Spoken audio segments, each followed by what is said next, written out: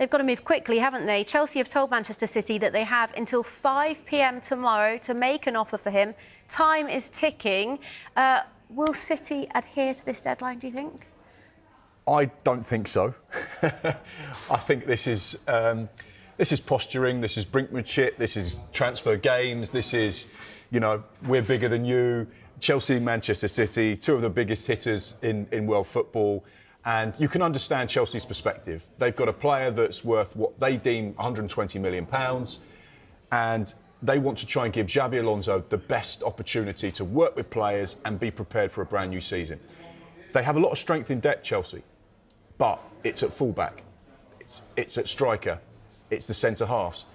Those players that play in the middle of the park, they don't have a dearth of talent. So losing someone of his quality could be a real problem, because Chelsea have to try and replace it. And that's the problem in this scenario.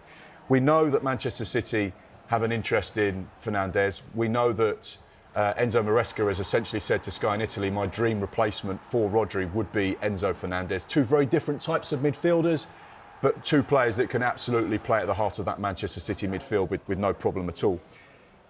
Fernandes has 6 years left on his Chelsea contract. They hold the cards.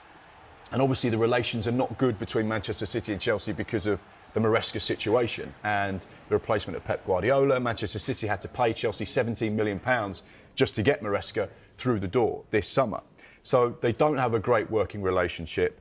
It'd be interesting to see how this one develops and what happens. We know that Xabi Alonso wants to know his players, wants to have his squad, wants to hit the ground running, and won't want to lose a key player. And I think that's Chelsea's thinking. Let's set a deadline. Let's put the pressure on Manchester City. Come on, if you want this man, you know the price. We would potentially sell him to you, so come and do the deal. But there's no messing around. You know the price, you know the timeline. What do you think of the deadline? Should they be taking it seriously? Well, look, whether they can, I think, is the question, because we're knowing that they're juggling this deal with Ayoub Bouyadi, who's coming in from Lille, who again is not going to be cheap. He's going to be the thick end of 100 million. It looks like about 100 million euros from Lille. So we're talking about huge outlays from Manchester City. But to me, this is why the Rangers deal is important, because essentially a massive part of being an elite club nowadays is being an elite seller. That is something that PSG have done very well this summer. I think will probably continue to do with Bradley Barcola. It's something that's been important for Real Madrid as well. It's something that Barcelona would like to get better at. So for Manchester City, this is very, very important too, because we're not talking about a small amount of money here. Yeah, from what we've seen of Alonso at Leverkusen and at Real Madrid, is Fernandes not his type of player? I think he's very much his type of player, but I mean, really, if this is the difference between him being able to build Chelsea into a genuine Champions League contender and not, I think it's a deal that maybe you have to consider. And we know from a Chelsea perspective, not from an Alonso perspective, but from a Chelsea perspective, it's always about value under the current ownership. Now, of course, they didn't have a great season. We're talking about a clean slate under Xabi Alonso, whereas, as Mark says, not only does he want to get to know the players, he's going to have time to really work them on the training pitch with no European football, which is a huge advantage to him in his first year at Stamford Bridge. But look, I think he's realistic, and I think he's going to want to shape the team in the way that he wants to. And for what it's worth, I think not just with context of last year, if Chelsea are able to get a top 4/5 spot, I feel that's a big win from this season. Not just from where they were last season, but for the fact that you're getting a coach really starting from scratch in Premier League terms. And there's so much competition for those Champions League places now, even if we're talking about 5 instead of 4. OK, another name to put to you, Mark. Ayoub Bouyadi. What is the latest with that one? It feels like this one's been going on for some time, but we're still no closer to a deal being agreed between Manchester City and Lille. As Andy touched upon it, it's going to be a pricey deal. It's going to be an expensive deal.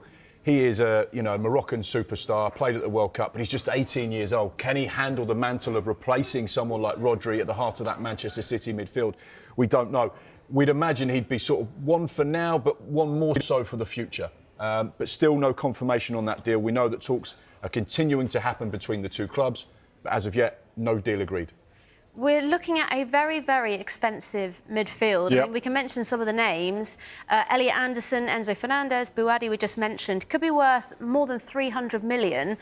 Do those three players work together, do you think? Well, we're going to find out. But I think... An expensive experiment. Yeah, it is. It's fair to say. But look, I think if you look at their last couple of years, we're looking at Rodri moving on, of course, probably this summer. And then you look at the fact that Kevin De Bruyne went, Bernardo Silva's gone. You're talking about replacing players who've not just shaped the history of Manchester City, they've shaped the history of the Premier League. So that is going to cost a lot to replace. And I think especially with someone like Buadi, he's in that Premier League sweet spot at the moment.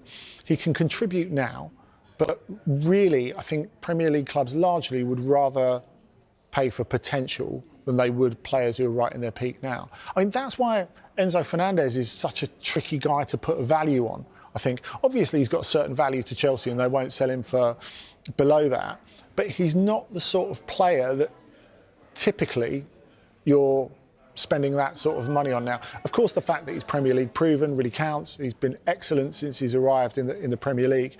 But ideally, if Premier League clubs are spending that sort of money on that sort of player now, is someone around 21, 22 years old. That's what tends to happen in the market. We pay for potential more than we pay for peak.